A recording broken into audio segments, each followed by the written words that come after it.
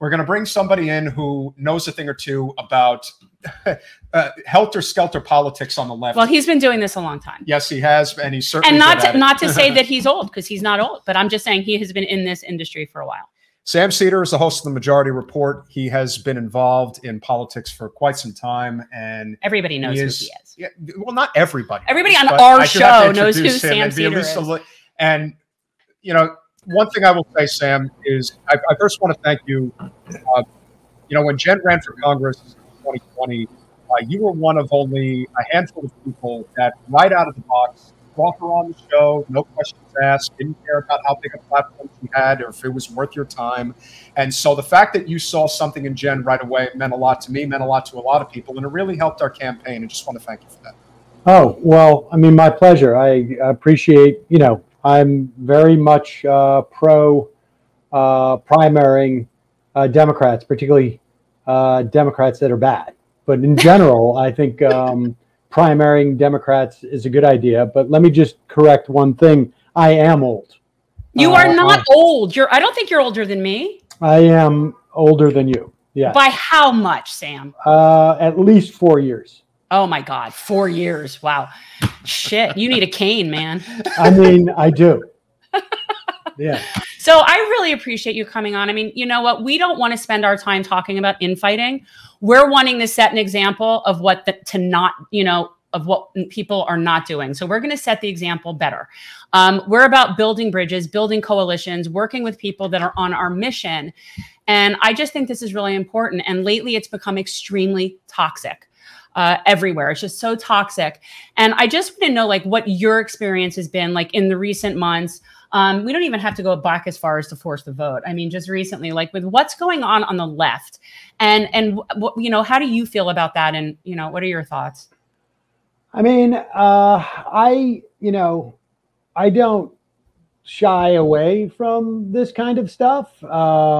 That's not my nature. It's not really what I seek out. I mean, generally, I like to do that with the right because I don't like the right. And I think the right is a malignant force in our country. And there are people on the left that I have found to be problematic. I mean, look, my theory is largely,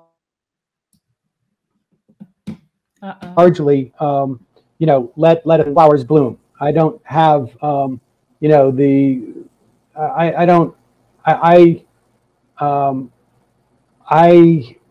know, probably, I mean, I don't know where I am on the spectrum, I guess, of what constitutes the online left. I think sometimes it's sort of difficult to establish. I mean, I think most socialists would have a problem with me, you know, people considering me a socialist. I don't think I am.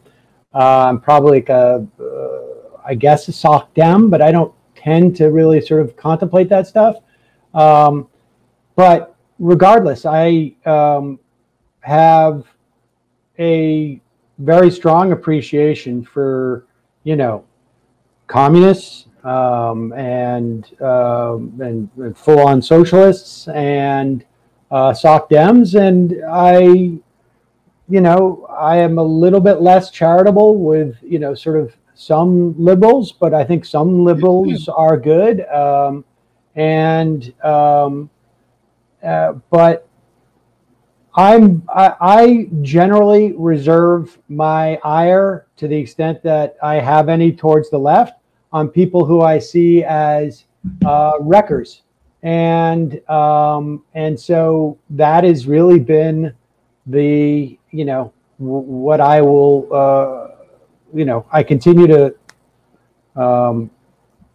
exploit any opportunity I can to sort of like differentiate myself from those people, and to make sure that people understand who they are and where they're leading people. But broadly speaking, on the left, I think, you know, I think there was a lot of frustration in the wake of Sanders losing, and a guy like, you know, Joe Biden winning the presidency was, I think, the nomination, I should say, was a disappointment for a lot of people. But you know, my belief is that you make opportunities where you can find them, and you know, the reality is that the left has a lot more power than it did 10 years ago, but it doesn't have that much power. And you know, there's some things happening in the Biden administration that I think are quite good, but I feel like we could have done more on the left. And also, let's be clear, when we talk about the online left, we're talking about a very, very narrow slice of the Democratic Party, the left, broadly speaking, the electorate, whatever you want as the denominator. Do I have that right? The denominator or the numerator? We're small. This is small potatoes. And the value of what we do online has more to do with influencing the media than probably anything else. And there's a, you know, Twitter functions really to influence reporters in what becomes the sort of the mainstream narrative. That's all. Yeah.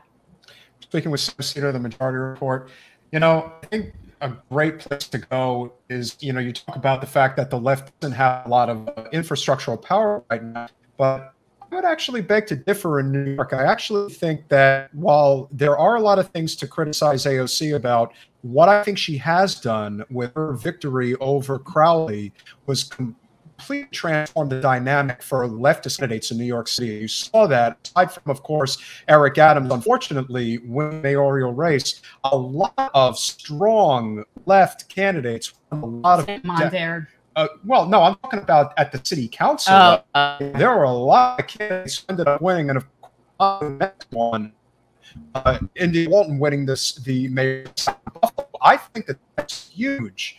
You can really a lot of that to AOC and what she has done, and I do think that if she had gotten the mayoral race, maybe that might have been enough to whichever candidate she ultimately settled in this case. Probably would have been enough to get them over the line. I'm sorry, you know, you're breaking up a little bit. I don't know if I'm breaking up on your end at all. But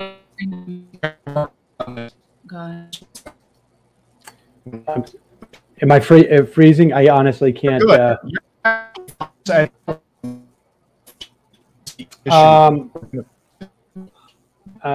it's good. I'm having a little.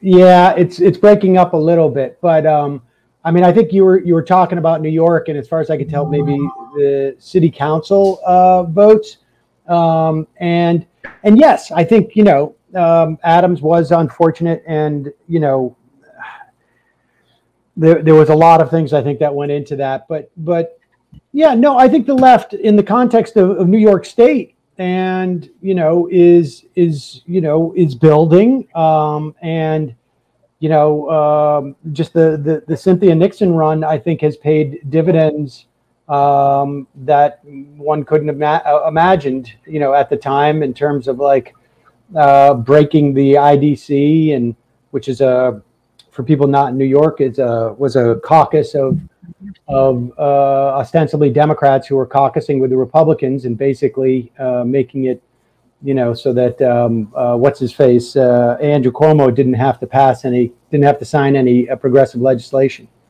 Are you guys there? Yeah, we're here. We're just putting on an audio for the minute, and what I was alluding to is, and if you can you hear me okay? Because yeah, now I can hear you pretty well. Yeah. Okay, so yeah, I do think that the victory of India Walton back in Buffalo, that is a bigger victory than I think people are really alluding to, especially when it comes to issues like the New York Health Act, building the infrastructure within the state. I think is tremendously important, and I don't even think at this point it's getting even enough of the fanfare or the credit that it really deserves, because that was a huge victory, to say the least. Yeah, no, Buffalo is a big deal, and I haven't heard the latest in terms of whether the incumbent is going to try and run in the general. But Yes, no, I agree.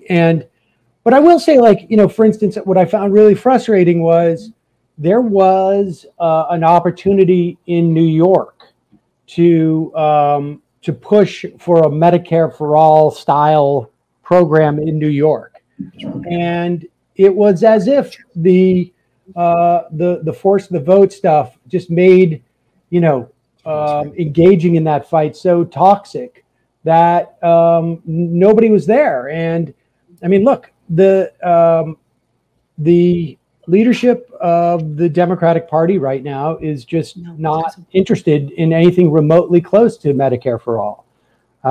And there's that's not a controversial statement. And so until we get better Democrats, more of them who have more of an ability to set the agenda, and really just like the sheer numbers that we need. Are you guys there?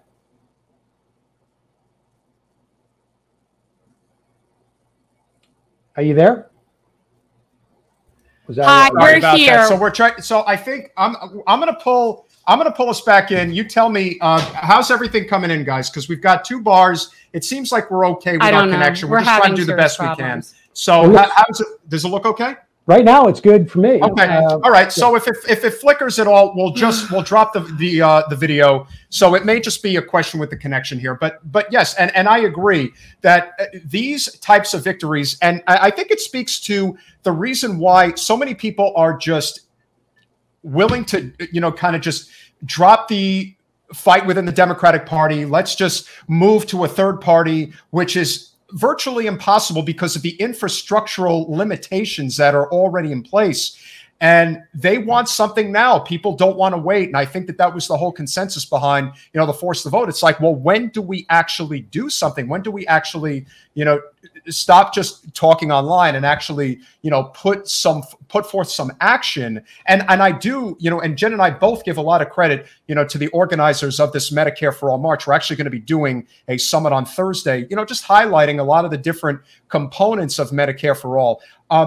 From your perspective, why do you feel that the congressional representation, it's a lot different at the local and state level, because a lot of things are moving, especially in New York, California, and Washington State when it comes to healthcare, and I'm sure other states will change as well. But why do you feel that Capitol Hill just seems to not really be proactive as far as these types of major issues are concerned that most people seem to want at this point? I mean, I'm not convinced that they're not being proactive. I'm just not convinced that they're not being proactive in the wrong way, frankly. I mean, look, Nancy Pelosi is an avowed opponent of Medicare for All. And I mean, all you need to do is look at like the fact that they provided free COBRA, both on the employee and the employer side. There's free ACA right now for people who are on unemployment at one point, or in most instances free, in some instances very reasonable, and that's great for the people who are eligible for that. I mean, it's really great, right? Free health insurance, but it is a Band-Aid, and it was constructed in a way that it cannot be permanent. And they did, and it's the most expensive way to deliver that, as opposed to like just expanding Medicare for these people. And I mean, by far, to provide COBRA insurance like that. And so it is. Can you hear me? Yep. Yes, we hear you. All right, and so they're big opponents of it.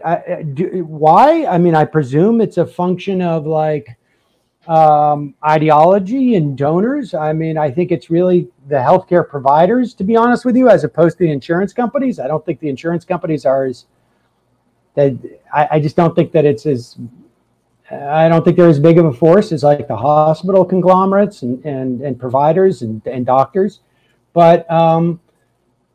I don't know that there is enough widespread. I know that Medicare for All polls well. There's instances where if they, ask the thing in a different way, it polls less well.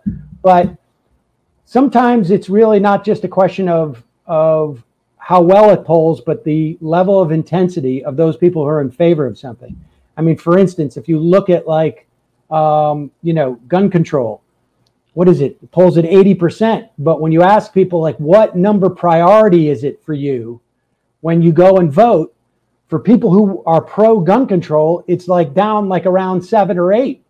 And for people who are anti-gun control, it's like number 1. And there is just not enough broad-based appreciation and understanding of what Medicare for All. In fact, I think, a big reason why Pelosi was against, and she seems to be the one who's sort of fashioning this, against the idea of dropping the age of eligibility on Medicare and instead expanding the benefits. For me, I would rather do the opposite, because I want the more people we can get into a Medicare coverage, the more political power there is within that cohort to get better coverage.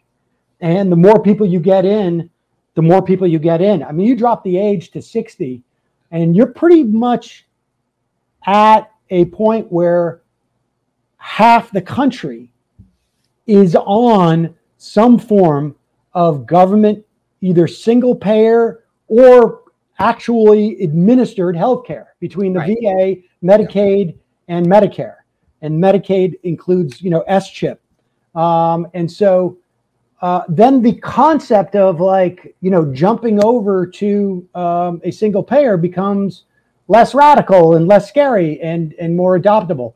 I mean, the idea behind the force the vote, as far as I understood it, was to identify who is against Medicare in the House and in a vote. And from my perspective, I'm not convinced a vote like that actually determines it, because it's a free vote. It's not going to pass in the Senate. You could vote for it if you're trying to hide the ball. But we know that there's 110 or 15 members of the House right now who wouldn't sign on to co-sponsor the bill. And so if the theory is you're going to go and primary people who are not supportive of Medicare for all, my feeling is like, where are these primaries? Where's the institution that is going to do this primary?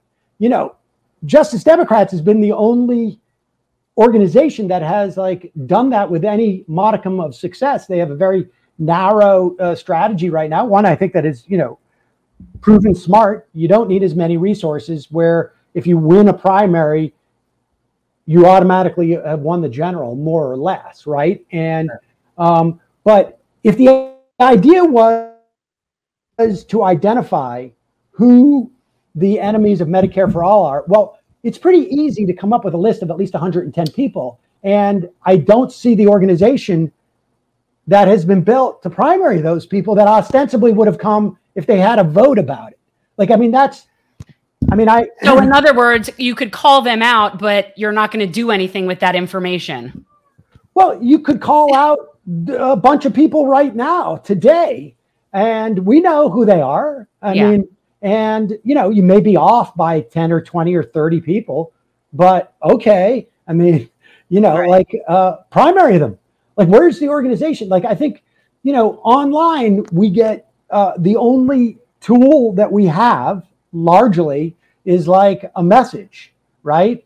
And I think the problem is that a lot of times we get too caught up in sending messages, because, when you're a hammer, everything's a nail. But the fact of the matter is like, we need institutions that are going to go out, fundraise, provide expertise, support challengers who are going to primary candidates. And we sometimes get lost in like this notion of like, it really is about the performance. And, are you looking strong, or are you, like, so what? At the end of the day, I will take 30 mealy-mouthed people who are going to vote a specific way or really fervently in support of something than, people who are going to talk a big game. And die, a hero but their political power is, nil. I mean, it really is about amassing power, and you need institutions for that. You need organizing. And I think our role as the online left is to support those, not supplant them. Yeah. And that's my perspective on it. Like, I try to amplify, ideas and history, and so that people have the context and education about, what's going on, and then amplify voices who are going out and, actually doing the work of organizing and politicking.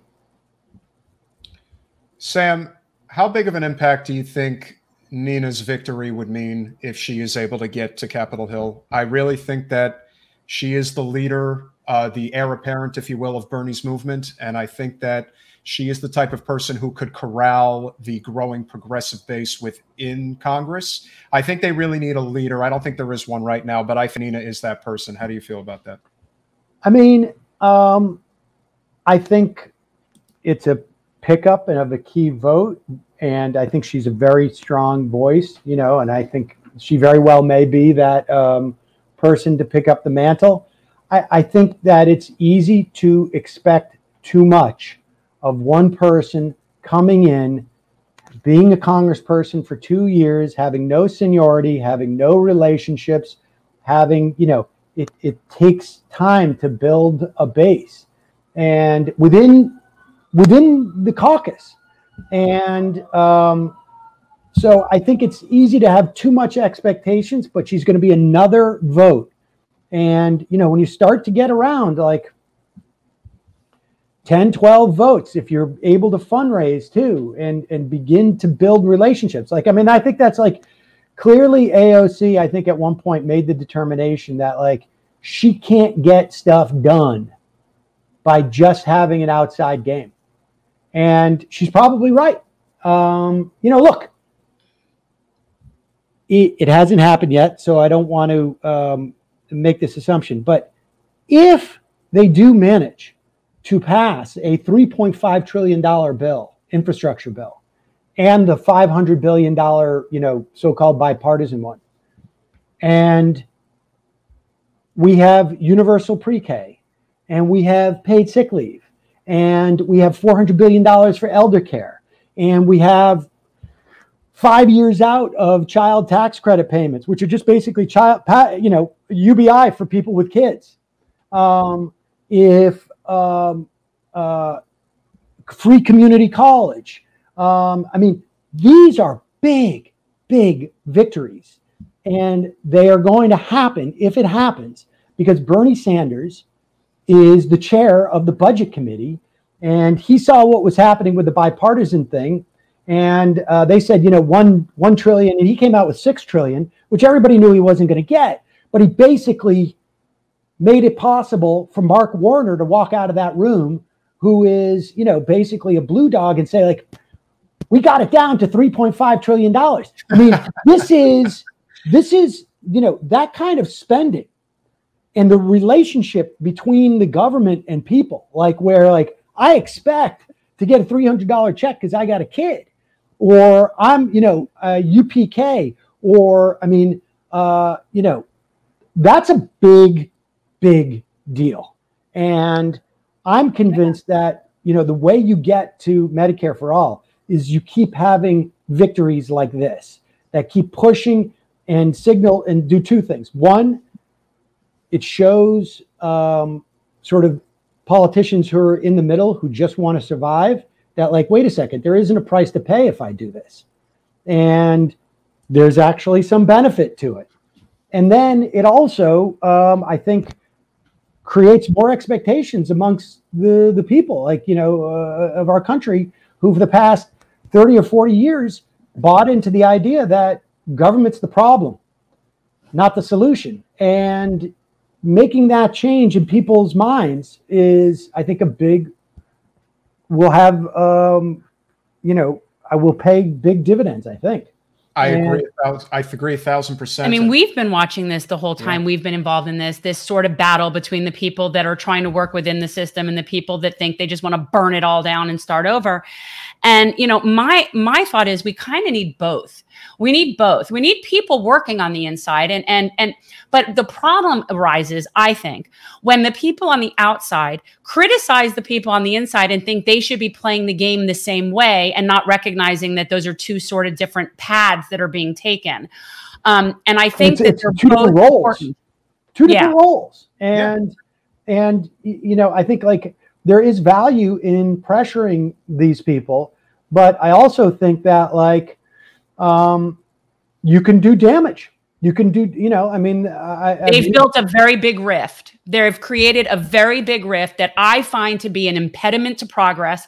And anytime that you spend and this is something that we say, like the content creators that spend the majority of their time bashing other content creators, those people are part of the problem, not the solution.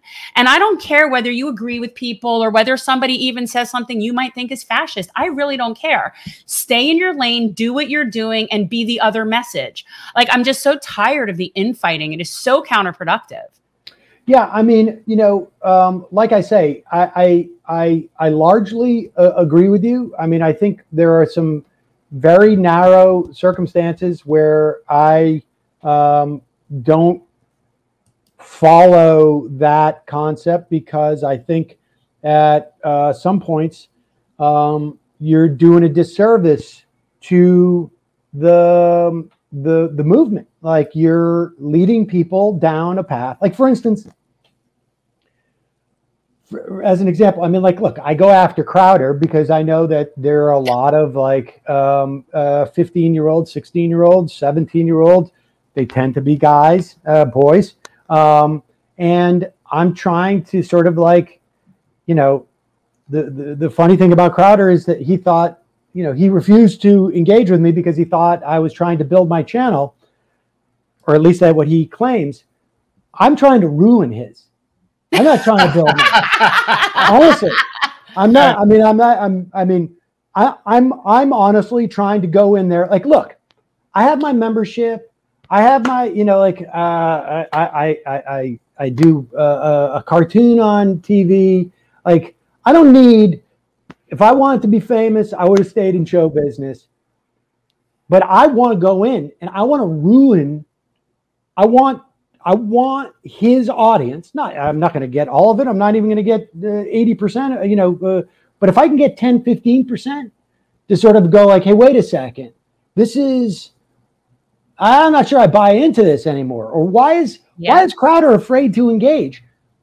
That's what I see my job on, you know, in terms of going after the right in that instance.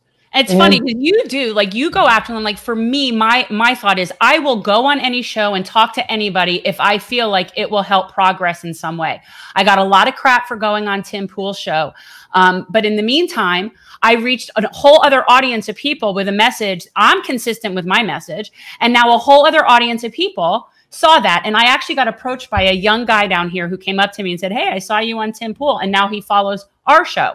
So now he's getting our message as well. Almost to a T as to what you're alluding to, which is, you know, a lot of these young kids are very impressionable. I mean, the thing, you know, I think Crowder may be the biggest grifter of them all. And I, you know, am very familiar with a lot of the ones that are out there. Oh, yeah. But when he did that stunt with having a guy put his knee on his neck my God. about what happened to George Floyd, he should have been finished. He should have been done. That is, I mean, I couldn't even wrap my head around, first of all, the bigotry and the racism and everything associated with what he did there. And whether he meant it or not, he has 5 million subscribers. Right. Whether or not he's sincere or he's doing it for either way, it doesn't matter. And so you would think something like that. You've got 1 million young men who are probably seeing that thinking, oh, yeah, that George Floyd case, it's total BS. They're just against the cops. Right. And they don't understand that with great power comes great responsibility. As cliche as that sounds, but it's true.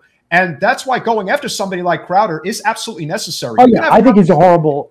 I mean, I don't know whether he's sincere or not. I imagine he is somewhat sincere, but who knows? I mean, it doesn't matter. I mean, I judge him by what he puts out into the world. I don't care anything else about him for good or ill, for that matter. But I will also say that, like, you know, to the extent that we have people on the left who I think that, like, look, I think it's really important if people are engaged in this to both have, like, to have incredibly high demands of their politicians, but also an understanding of how this stuff works so that there can be a strategic deployment of outrage and in support of things you like and against things you don't like. I don't have, you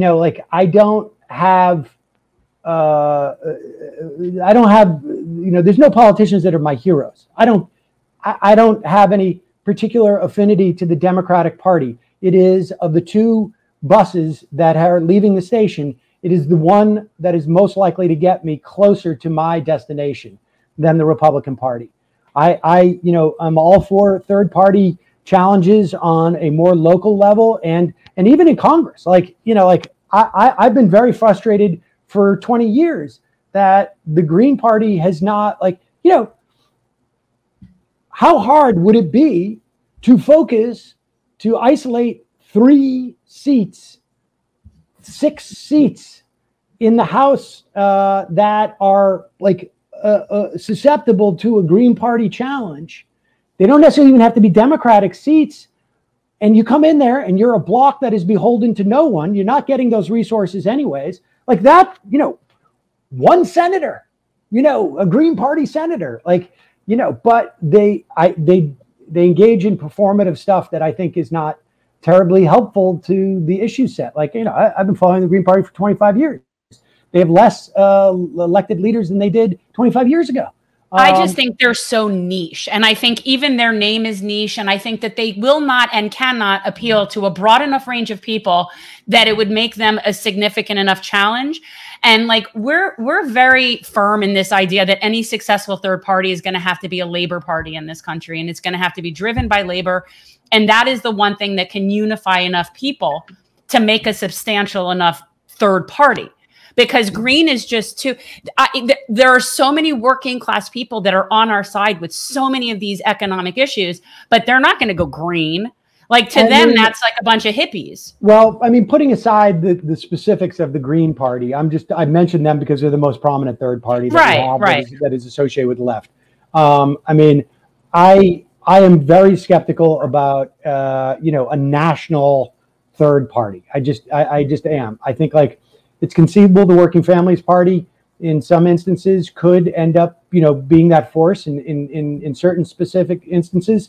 The tough part about a labor party, at least in the context of unions at this point, is that union density is so low that most of your union people are working in the public sector, and that they have a very transactional relationship with whoever's in power, whether it's the Democrats or the Republicans, and that sort of, like, kneecaps their ability to move. I mean, we saw that in the Working Families Party in New York State, you know, over the past couple of cycles. But regardless, I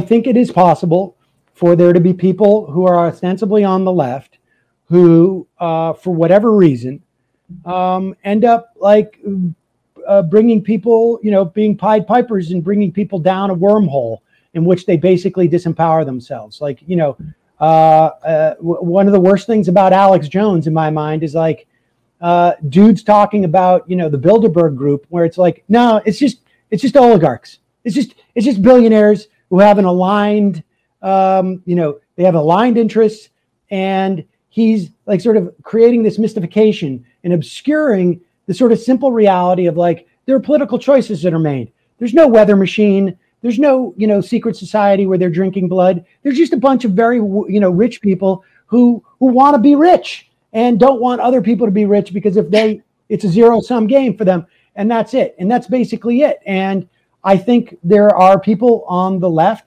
who obscure that shit. And, you know, like, you could look at the issue of, like, this demonic, you know, the so-called free speech issue, you know, with YouTube demonetizing people and this and that. Facebook, like, I don't think it's appropriate for the U.S. government to be, you know, leaning on Facebook about misinformation. I do think it's appropriate for the U.S. government to break that company into a million different pieces through antitrust law. And when you hear a lot of these so-called, free speech warriors, they're only talking about the cultural and aesthetic values that are shutting down this free speech. Liberals, Democrats, CIA operatives, when they don't like this, and so their interests are, their cultural sensibilities are put off, and when you hear that, the next thing you should hear out of those people's mouths is, and here is how we actually fix this problem. But you don't hear that because they're not interested in having government fix that problem. The way you fix the problem of Facebook and Google and Apple is you break them up using antitrust laws. You make it less profitable for them to be brokering misinformation. But you will never hear that from those people because A, they're either making their money through that stuff, or B, they don't actually subscribe to that ideology. They don't want government interference in it. All they're talking about is they're complaining that the forces in the marketplace are beating their forces in the marketplace. And that is not a leftist perspective on this. The leftist perspective, slightly different if you're socialist, because then you're gonna nationalize that. I think there's problems with that because then you really do get into First Amendment issues. But you make it less profitable. And so that may mean that we don't have an algorithm that feeds us the stuff that we always want. But it also means that they can't target you for advertising. It also means that they're not going to keep selling you garbage because that's what makes them money. You break these companies apart. And so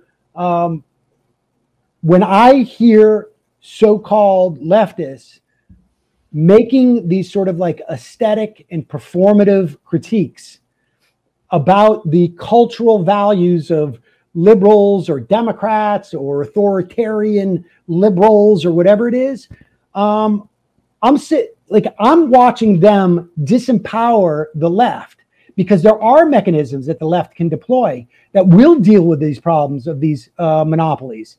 And these monopolies who have an outsized economic and political power in our system, and also as manifested by the fact that, like, yeah, Facebook is responsible for a lot of people dying.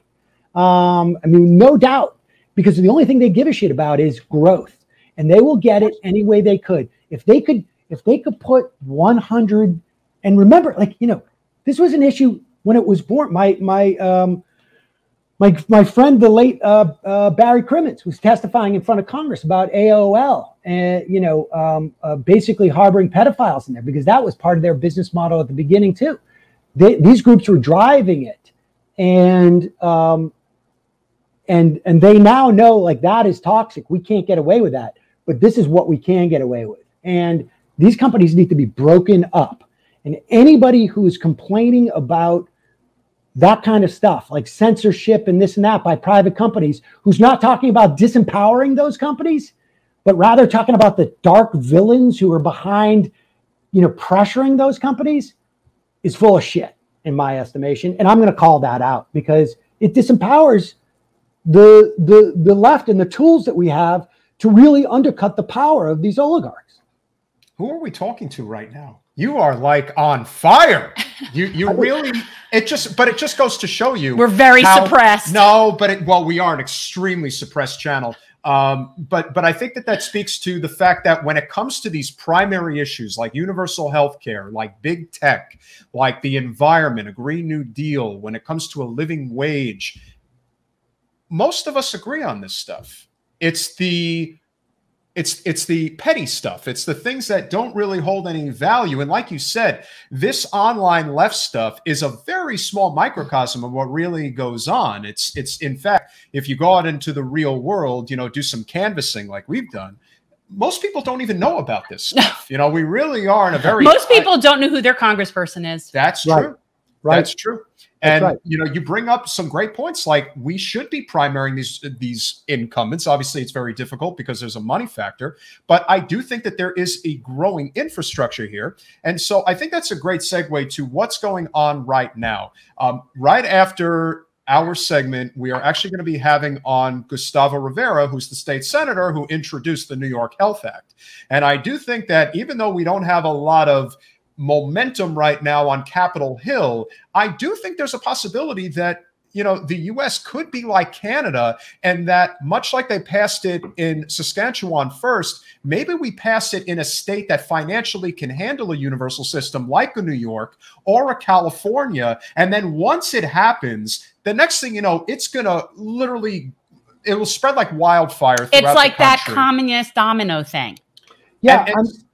Yeah. In fact, that was what I was alluding to earlier. That vote came up beginning of June, I think, or there was an opportunity for the vote to become up in June. And it just sort of like, there was a brief rally to get people into it. But I really feel that like all of the, and like, look, there's only so much that the online can do, but it can direct media attention to things. Like I say, for the most part, like when you're on Twitter, in my mind, I'm just creating a narrative for, writers at various different publications that can bring more attention to it, which then theoretically will provide, some support for the organizing that's happening on the ground. It's like, it's butterfly wings, right? Like, we can't overestimate our power, but that doesn't mean that we shouldn't sort of act as if we do have that power, because, one thing leads to who knows. But it was really sad to see like this opportunity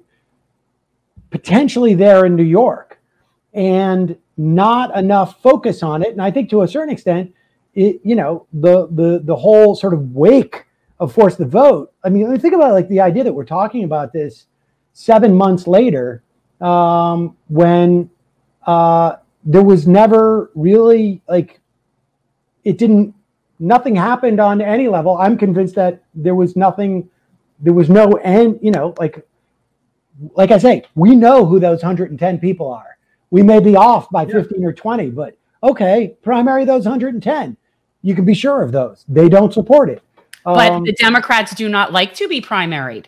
Well, the Democratic Party does not appreciate challenges because they're not as democratic as somebody might think they would be with the name Democratic Party. No, of course, politicians don't want to be challenged. Of course they don't. And yeah, but so what? Like, the point is you do it. It's helpful. I think like, Jerry Nadler got the impeachment going because he was afraid of a challenge. Chuck Schumer is behaving, much better than Chuck Schumer of 2.5 years ago. Agreed. Because terrified of being primaried. And look, I don't know if he reverts, but I also think that like Chuck Schumer's the type of guy who's like, hey, I'm not paying a price here in New York for, being supportive of this stuff. And so maybe he'll just do it because it's the path of least resistance. I think there's a certain percentage of these Democrats who are ideological. And I don't mean, aligned with our ideology. I mean like, corporatists.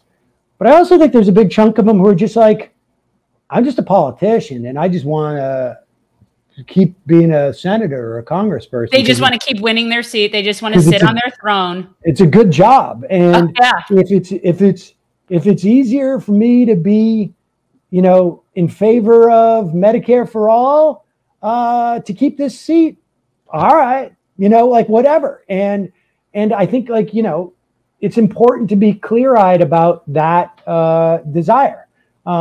Like AOC took a lot of grief about being careerist.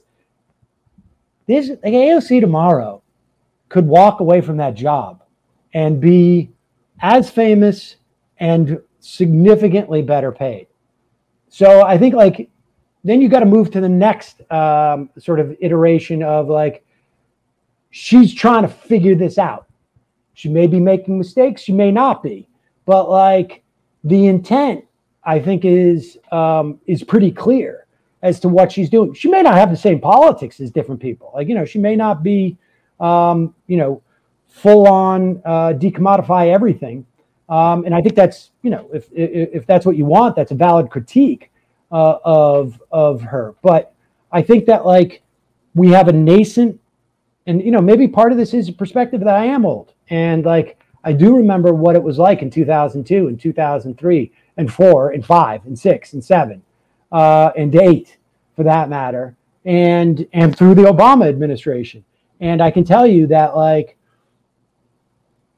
the idea that we're about to have, you know, we could possibly have a $4.5 trillion bill pass is just, like, it's shocking. And that we're seeing robust moves for antitrust, it's awesome. Fact is that we've lost the judiciary and for a couple of generations, and it's just a question of, like, how bad does it get? And I think it's going to get pretty bad. Like, I mean, I would be, they could pass Medicare for all tomorrow, and I'm not convinced that the court wouldn't strike it down. Yeah. So, yeah. I think that is a valid point. And I think that there are members of the Democratic Party that stand right now that I think are sort of the loose ends, so to speak. I mean, there are representatives who are just going to be there, that they're just going to be there. But I do think there are ones that ultimately need to go, because there's no way the party can ever move forward fully in the direction that it needs to go when you have certain appendages that are still there. Wasserman Schultz obviously comes to mind. Pelosi comes to mind. You know, Clyburn comes to mind. You know, there are ones who just simply are a net negative at such a level. And we were talking before you came on the air. We didn't find this out until yesterday. But with the whole fiasco that's going on with Cuba, and obviously that is a very hot button issue down here, Wasserman Schultz is the #1 recipient of the U.S.-Cuba Democracy Pact. They're #1. She's #1. The next 10 representatives are in the GOP, but she's #1. And I think that speaks to the greater spectrum of the people who are trying to fight within the Democratic Party, and even the moderates who are starting to recognize that, yeah, we kind of need to make some wholesale changes. But she still runs this state party. She is the reason why Manny Diaz, and it's a disaster. Yes, we have a Republican in charge of our state Democratic Party. And a lot of people don't know how these things work behind the scenes. Like, people do not understand how close Wasserman Schultz is with Michael Bloomberg, and he is the primary reason why Manny Diaz is our state chair. And if you didn't know who he was, if you didn't know what party he was affiliated with, but you only paid attention to the message that he gave in regards to Venezuela and in regards to Cuba, you would think it was directly from Marco Rubio or Ted Cruz. But I would say that I would argue that Debbie talks like that too. Well, but she's all regime change. She's all pro-regime change. But Sam, you know this. Debbie is very cunning. She is very, very cunning, and she has a lot of people that do things for her in public that she would never do because she's such a lightning rod. But I think it's getting to the point now where we all need to recognize that there are those loose ends, and that if we are going to primary these representatives, we must build this coalition. It must be strong, because it takes a lot of infrastructure, a lot of money, and a lot of help, especially online, and the constant infighting. If anybody had their doubts about Sam SEDER, please, and we will spread this all around, please, for the love of God, watch this podcast tonight, because you're getting a... I don't understand how anybody could have a problem with Sam. Well, again, but I don't understand who has a problem with Vosh. I just like people who speak their truth. Like, I don't have a problem with it. Everybody's if you're bringing something to the table, then you're bringing something to the table. Yeah, the problem with some of this stuff is, in my mind, is like it becomes, you know, I have a 15-year-old daughter, so I've seen the iterations of like you know, duct tape wallet YouTube and you know, Rainbow Loom or whatever it was, and like all this. And there is a, you know, part of the problem is like there's a YouTube culture, and, you know, people talk about corporate media being, you know, for clicks. You know, you like right now we can look and we can see exactly how many people are watching. You can see exactly how much, like literally they can actually pay you as we talk.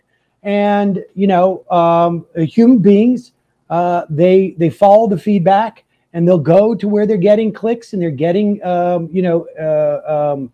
positive feedback. And that's a very hard thing to sort of like try and, keep at arm's length so that you can do what you're doing and you don't chase conflict for the sake of chasing conflict.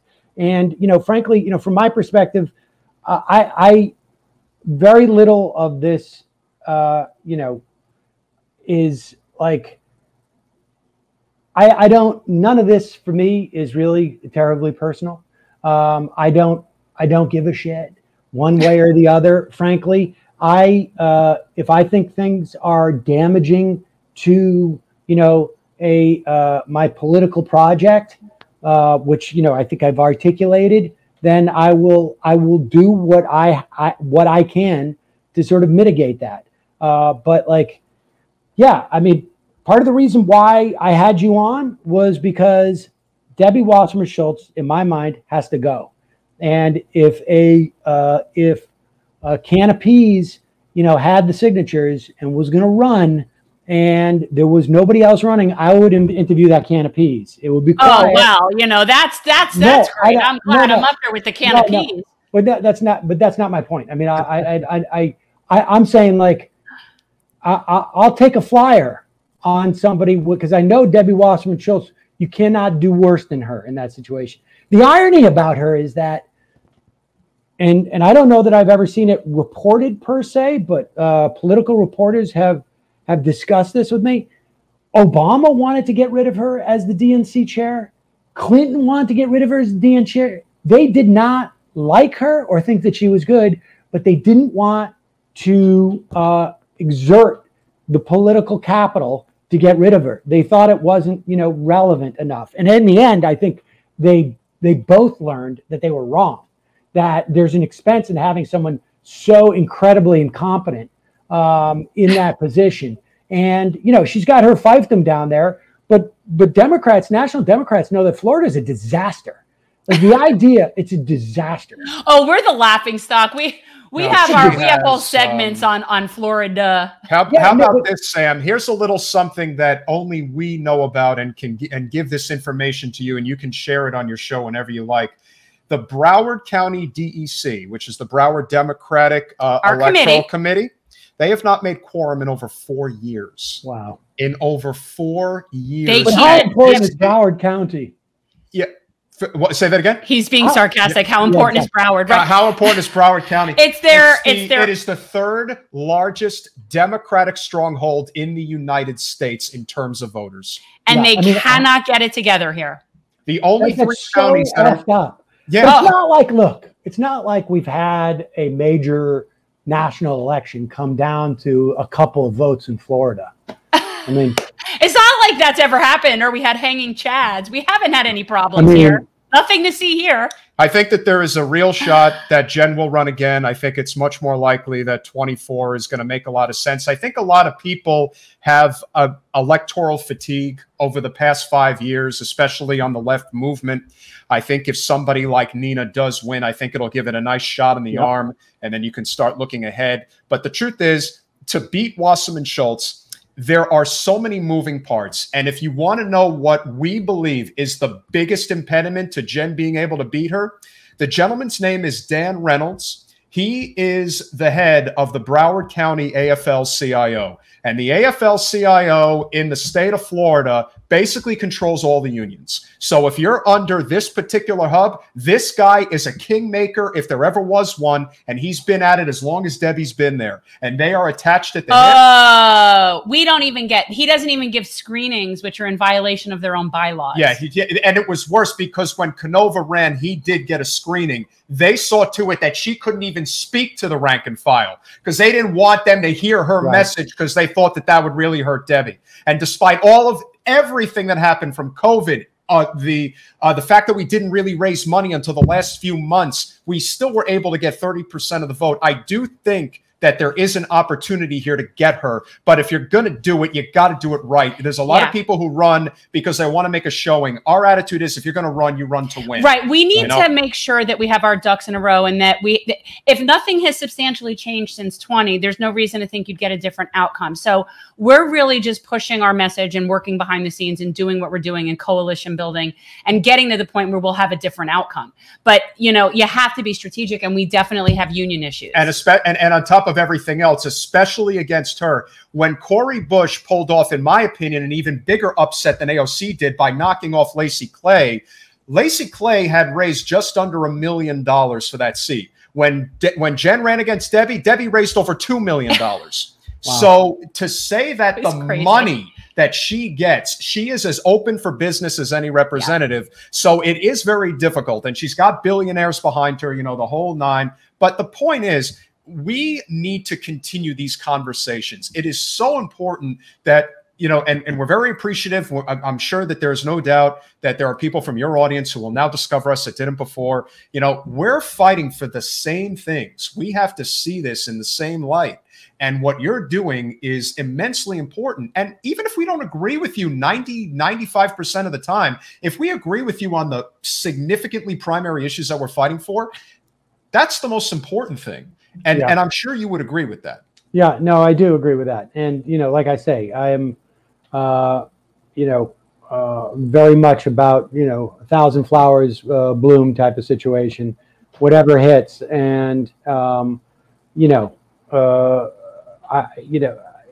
getting rid of the generation of Democrats that are, you know, dominate the party right now is. Jen has this saying that she likes to say when she talks about the bad representatives in the Democratic Party. What are they doing? They are impeding. Oh, they're impeding progress. Well, I think a lot of people are impeding progress. I mean, that's. I can give you a list. And on top of everything else, as you alluded to, being a congressional representative, it is as cushy a job as you could possibly get with the connections you make. So for the people who know that they're impeding progress at this point, it's just selfishness. That's all it is. They understand that they're in the way, but they're not going to get out of the way. Just like Carolyn Maloney is not going to get out of the way. Somebody is going to have to take her out. We say that figuratively. Yeah. No. Yes. Let's. You know, we don't want to get. We're not getting violent here. Don't get violent. You know. But electorally speaking, you know who they are. And New York, like I said, is a great example of how things are changing for the better. Because you do have AOC, you have Jamal Bowman, you have Mondaire Jones, you have this slate of these, you know, city council reps that are great. But there are still, you know, appendages, if you will, that are still remnants of the old guard that are not helping and are in the way. Cut them loose. And so we got to be able to work together. So Sam, we thank you so much for coming on. Again, guys, Sam Seder of the Majority Report. Please check him out. I probably don't have to say that. I know, seriously. Yeah, please check out Sam. Yes, but we obviously would love to connect with you again. And, you know, thank you for what you do. And we really appreciate you coming on this evening. Thanks. It was fun, guys. Good luck. We'll appreciate it. All right. Take care. Bye-bye. So what I want to do is I want to make sure that we put up this question when Senator Rivera comes on. Thanks for watching. If you want to support our mission to transform politics into service, please like this video, subscribe, follow us on social media, and consider joining our Patreon, where you'll get early access to our interviews as well as other exclusive content. Links are in the description. Peace out.